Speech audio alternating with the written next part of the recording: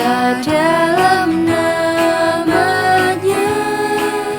Yesusku luar biasa.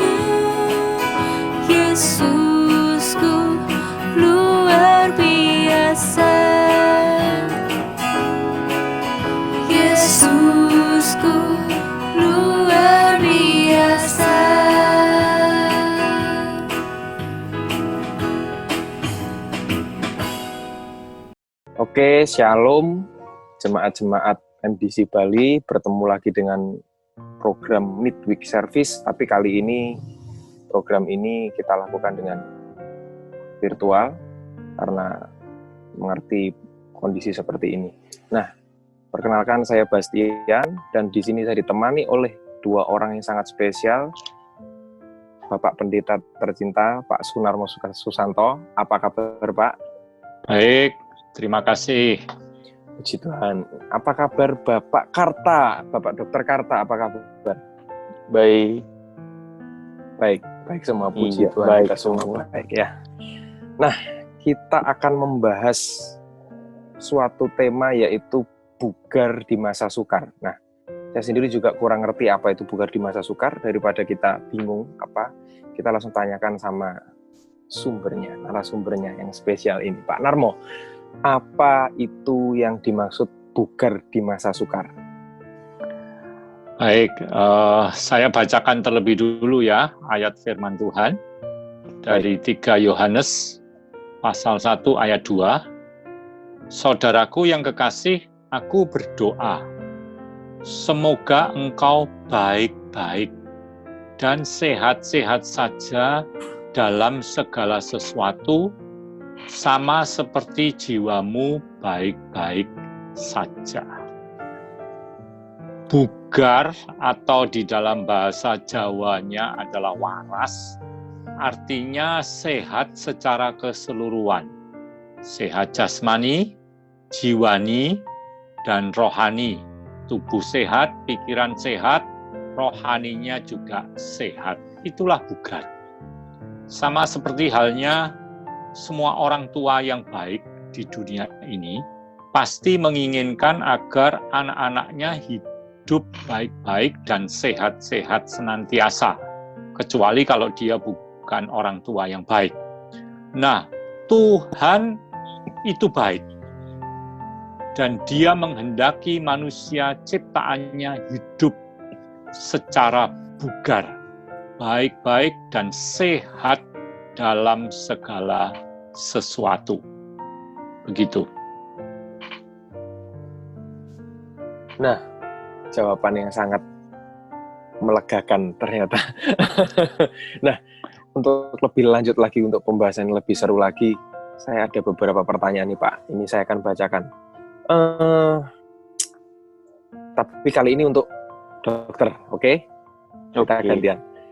Di masa pandemi yang masih berlangsung, apakah hidup sehat merupakan salah satu faktor yang penting dalam melindungi diri kita dari paparan virus corona?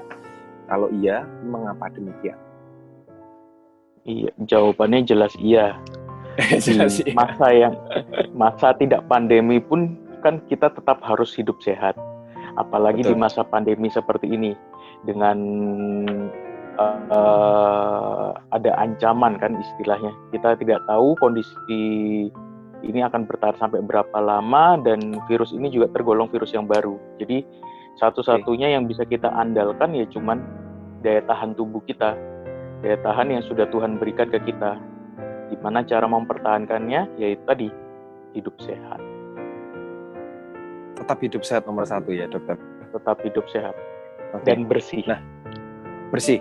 Nah, kalau sudah yang ini gini, kalau kita sudah hidup sehat, nah bagaimana cara mempertahankannya agar tetap sehat? Biasanya kan ada orang yang ya bisa dijawab dokter. Iya. Hidup sehat itu kalau kita lihat kan tetap secara medis pun hidup sehat itu ada hidup sehat secara fisik dan sehat secara psikis.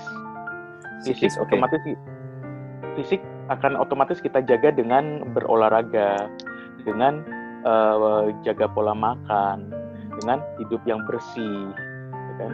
Apalagi di masa pandemi yang sering-sering didengungkan kan masalah cuci tangan. Ya. Itu harus benar-benar rutin kita lakukan.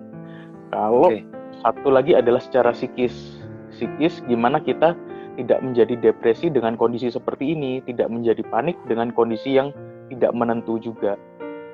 Gitu. Oke.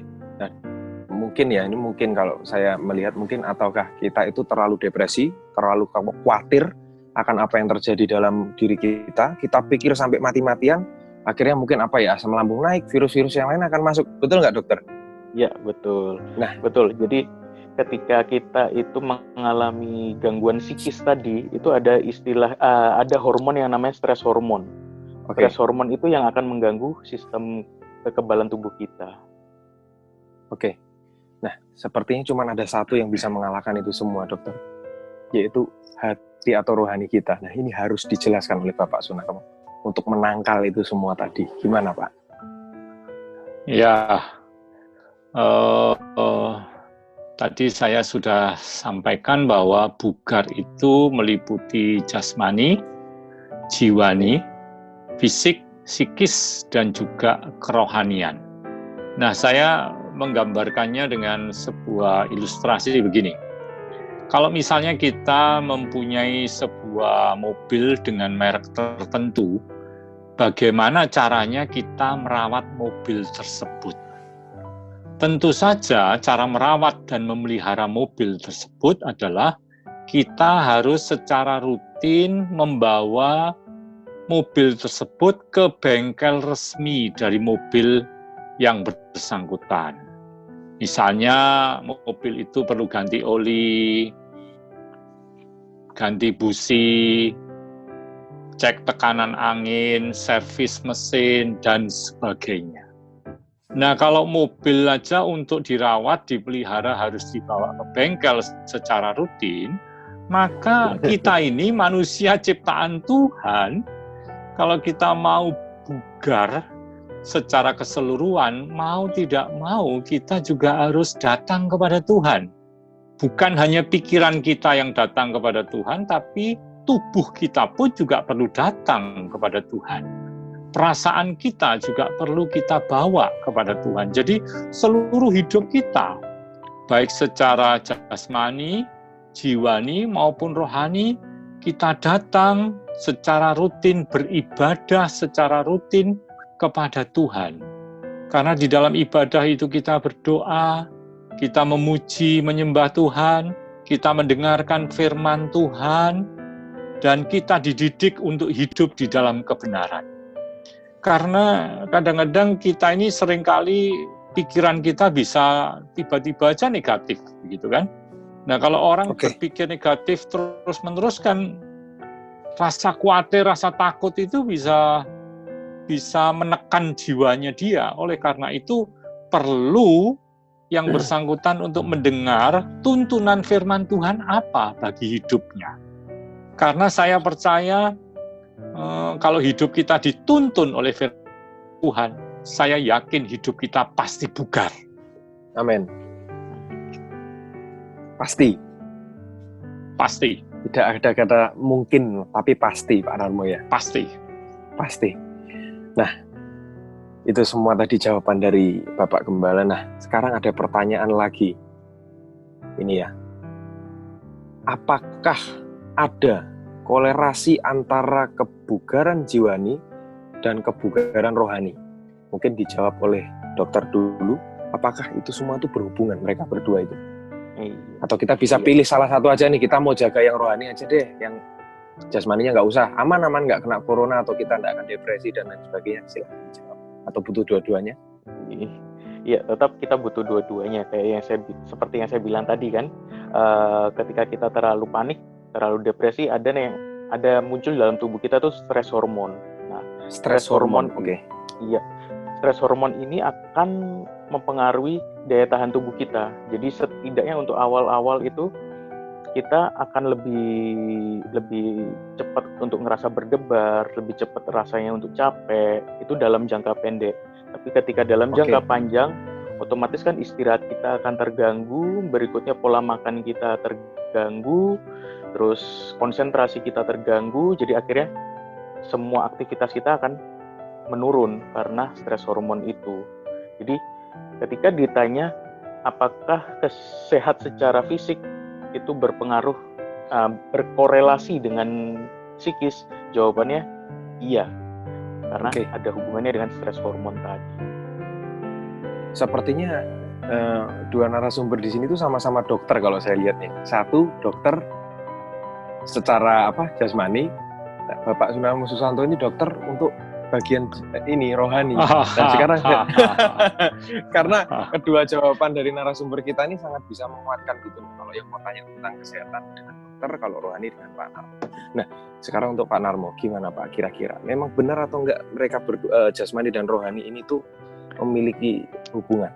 Harus kita bereskan semuanya atau bisa pilih salah satu? Pasti berhubungan. Contohnya diri kita ini kan ada jasmani, ada jiwani, ada rohani, betul kan? Dan itu semua menyatu. Dan itu berhubungan satu dengan yang lain. Karena firman Tuhan juga berkata demikian. Ayat yang sangat terkenal atau yang sering kali atau banyak orang menghafal tahu ayat ini, di dalam kitab Amsal 17 ayat 22 berkata begini, hati yang gembira adalah obat yang manjur, tetapi semangat yang patah mengeringkan tulang. Jadi hati, jiwa yang gembira itu adalah obat. Dan bukan sembarang obat, itu obat yang mujarab. Obat yang manjur. Karena kalau seseorang itu hatinya bisa bersuka cita, maka tubuhnya atau hidup ini juga jadi nikmat, jadi ringan, jadi baik gitu. Orang kalau hatinya gembira, dia bisa melihat kehidupan itu indah. Sebaliknya, kalau orang hatinya lagi tertekan, katakanlah misalnya diputus cinta, wah rasanya dunia kiamat, iya kan? Tentu mau mati pokoknya. Iya, tentu sangat korelasinya sangat erat sekali, tidak bisa dipisah-pisahkan, betul. Oke. Nah, ini saya penasaran lagi nih. Mungkin jemaat juga penasaran ya. Saya mau mewakili jemaat. Nah, gini, ini saya tujukan kepada dokter. Dokter, misalkan ya, kita sudah olahraga nih, teratur. Apapun itu, mungkin jogging, renang, dan lain-lain. Kita sudah makan sehat nih. Kita sudah menjaga pola tidur. Kita sudah menjaga batas sama orang-orang. Tapi ada satu hal yang orang jarang ngerti. Ketika kita naik motor, ketika kita duduk di sebuah tempat, celana kita ini kan nggak sadar lagi duduk di bekas orang-orang banyak kan, yang kita nggak tahu mereka siapa. Terus tiba-tiba kita masuk kamar karena mainan HP, langsung tidur main HP. Nah, kan kasur kita jadi kotor, Dok. Itu bisa nggak membunuh segala upaya untuk menyehatkan diri kita, dibunuh dengan satu kecerobohan seperti itu, corona? Bisa nggak, Dokter? Iya. Ini khusus untuk kondisi saat ini, pandemi saat ini, untuk corona itu bisa. Karena Pasti. karena virus ini sendiri dia bisa bertahan di kain, di rambut, di plastik. Jadi termasuk di layar HP kita, di casing HP kita, itu pun bisa bertahan di sana. Untuk di kain itu dia bisa sekian puluh jam kalau nggak salah, saya lupa ingat. Jadi nah, makanya ketika kita keluar, kita harus ganti baju. Begitu pulang ganti baju, keramas, cuci muka, cuci tangan. Terus HP pun kalau memang di tempat keramaian itu dilindungi dengan plastik. Diberikan plastik lagi sendiri, pembungkus plastik sendiri, itu bisa. Oh iya. Sudah banyak dijual kok kayaknya. Iya. Nah, sudah ini mulai Dokter. ada. Pak Narmo, mohon maaf ya. Satu ini mungkin mewakili jemaat lagi, Pak Narmo. Kita tuh kan sekarang kayak nggak berani keluar, tapi kan hasrat ingin kuliner kan banyak, Dok, di Bali. Udah, kita lupakan kolesterol lah. Kita makan sehat. Mungkin kita makan yang nggak berlemak kayak babi guling dan lain-lain ya. Nah, gini, gimana ya ngomongnya ya? Kita makan di tempat di tempat makan. Nah, makanan tersebut tuh gimana? Aman nggak sih, Dokter? Sebenarnya kalau misalkan hal terburuk yang akan terjadi, penjualnya orang tanpa gejala. Tapi makanan tersebut made to order, maksudnya dimasak, kena api, aman nggak untuk kita konsumsi? Ini penting, Dok. Nah, oke. Sifat virus ini sendiri yang sudah diketahui adalah virus ini bisa mati dengan panas, dengan air sabun. Oke. Nah, jadi ketika dia kena panas di atas 60 derajat, dia biasanya sudah mati. Apalagi ketika dengan proses makan ya, ketika kita proses makan, dia lambung pun dia akan istilahnya dibersihkan oleh asam lambung. Jadi asam lambung kita itu senjata yang lumayan kuat sebenarnya. Nah, cuman tetap yang harus diwaspadai adalah ketika pegawainya tidak pakai masker, ketika pegawainya tidak pakai face shield. Itu yang tetap kita harus waspadai, karena ketika pegawai itu sendiri, jadi balik lagi, kalau pegawai itu OTG, kita nggak tahu kan? Kita nggak tahu. Nah, kita nggak tahu, dia nyiapin sendok kita, terus sendok itu yang kita pegang. Justru bukan dari makanannya, tapi dari sendoknya yang nular. Dari piringnya yang nular, dari gelasnya yang nular. Kita harus lebih smart ini kayaknya sekarang. Tuhan mau kita lebih bersih lagi. Ya. Nah, sekarang untuk Pak Narmo, ini. Kita sudah berdoa setiap hari, Pak Narmo. Kita sudah memuji Tuhan setiap hari. Kita sudah membaca firman Tuhan setiap hari. Tapi itu semua hanya rutinitas dan bukan kerinduan dari hati, Pak. Tapi hati kita tetap tidak waras. Kita di jalanan ketemu orang, nyalip mobil, kita kalau dari Surabaya pasti ngobrol kotor. Nah, apakah itu bisa menyelamatkan jiwa rohani kita, Pak? Ya. Bagaimana itu, Pak? Tidak bisa dipungkiri bahwa kita ini hidup di dunia yang sudah teracuni oleh dosa. Ya. Kalau kita hidup di lingkungan yang sudah teracuni oleh dosa, maka lingkungan sekitar kita itu bisa saja mengecewakan kita, bisa saja melukai kita. Oleh karena itu penting bagi kita untuk menjaga hati, menjaga kebugaran hidup kita dengan firman Tuhan. Jadi firman Tuhan yang kita baca bukan sekedar seperti asap yang kemudian hilang lenyap, tetapi harus direnungkan. Yosua pasal 1 ayat 8, renungkanlah firman Tuhan siang dan malam, supaya engkau bertindak hati-hati. Jadi apa yang kita pikirkan, apa yang kita renungkan dari firman Tuhan, itu akan mempengaruhi tindakan kita, perilaku kita sehari-hari. Jadi hati kita dijagai dengan kebenaran firman Tuhan. Dan dilakukan, cuma dibaca. Iya, memang dunia di mana kita hidup tidak sempurna, betul. Tetapi firman Tuhan yang sempurna itu yang menjagai hati kita. menjagai Amin. hidup kita. Itu. Oke. Nah, sebenarnya banyak banget yang pengen ditanyain. Cuman kayaknya di aplikasi ini itu ada waktu yang harus kita kejar. Nah, mungkin ini pertanyaan terakhir lagi untuk Pak Narmo. Apakah dengan adanya musibah seperti ini, apa yang harus kita munculkan dalam mindset kita? Ini itu hukuman dari Tuhan, atau Tuhan mau berbicara lewat apa yang kita hadapi sekarang? Tuhan tuh mau apa? Gitu loh, Pak Narmo. Apa kita harus berpikir, mungkin nih kayak lagunya Ebit, mungkin Tuhan mulai bosan melihat tingkah kita nih kasih virus spread, atau kita harus berpikir, ini tuh Tuhan mau apa? Saya mau apa? Gitu. Pak Narmo gimana kira-kira? Ini pertanyaan terakhir, Pak. Kalau kita bisa memahami jalan pikiran Tuhan, maka kita lebih hebat dari Tuhan.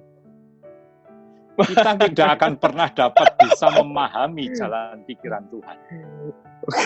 Ya, jadi apapun yang terjadi dalam hidup kita, kondisi apapun yang kita alami, kita harus berjalan dalam iman, percaya kepada Tuhan 100%.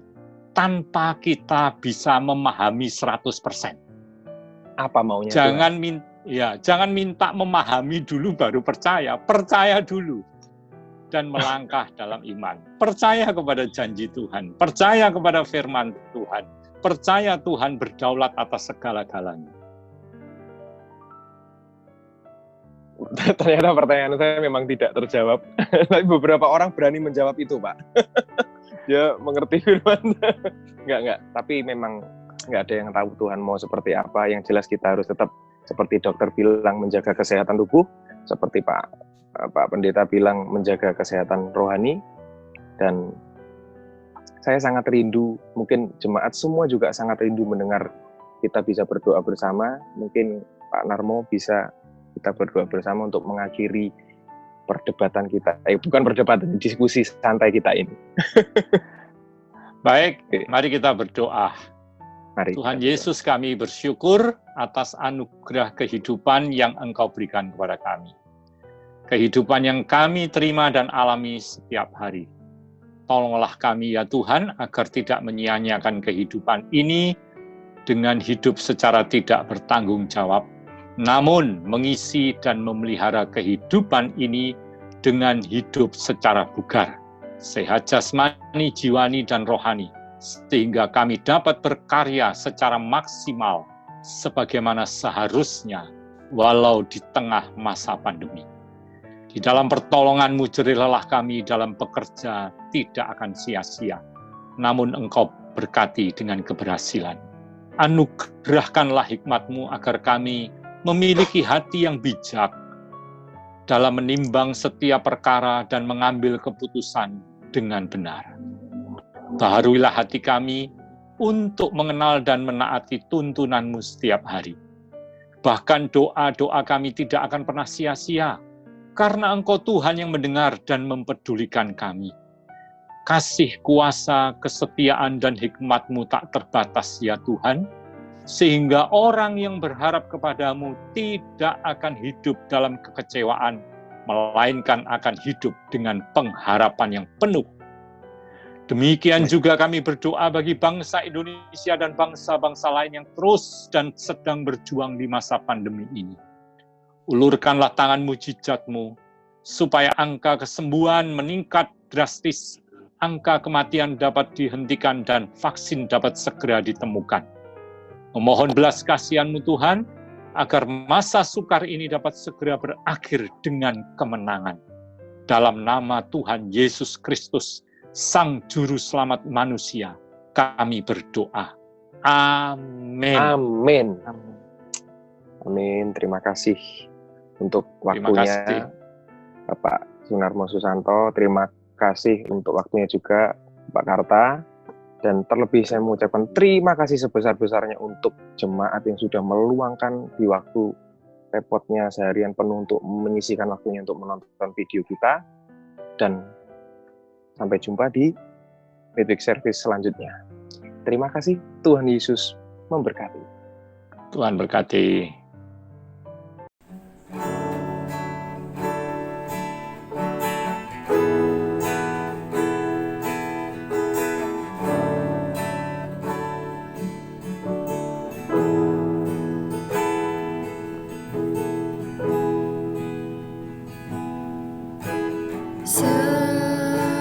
Semusim berlalu, namun kau selalu peliharaku. Kasih dan setiamu tak pernah layu di hidupku. Lebih luas dari samudra, kebaikan-Mu Bapa takkan habis di hidupku. Lebih tinggi dari cakrawala, tak terbatas kasih-Mu. Sungguh ku bersyukur.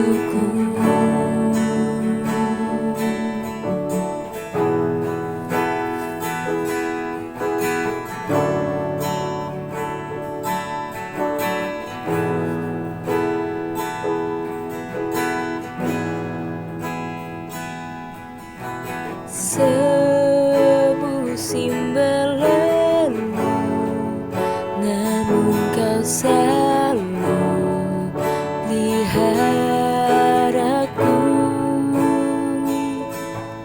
Kasih dan setiamu tak pernah layu di hidupku. Lebih luas dari samudra, kebaikan-Mu Bapa takkan habis di hidupku. Lebih tinggi dari cakrawala, tak terbatas kasih-Mu. Sungguh ku bersyukur.